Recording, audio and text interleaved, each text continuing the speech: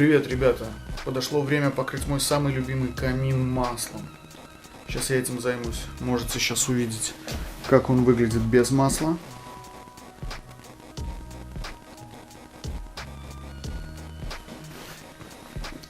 Покрывать камин буду маслом живица по камню кирпичу.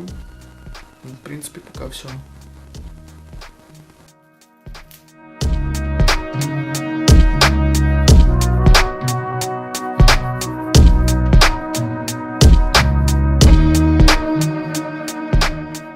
Так, покажу вам в процессе работы, чем отличается кирпич и как он отличается.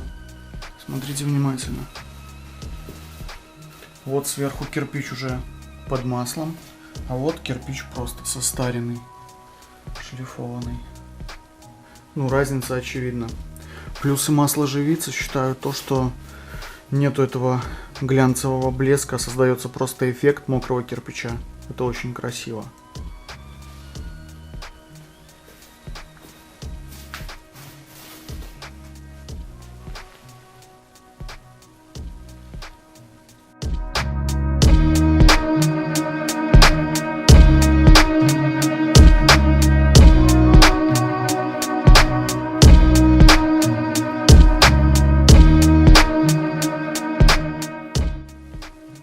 Так, друзья, первый слой положен. Кирпич стал смотреться гораздо благородней. Сейчас еще один слой.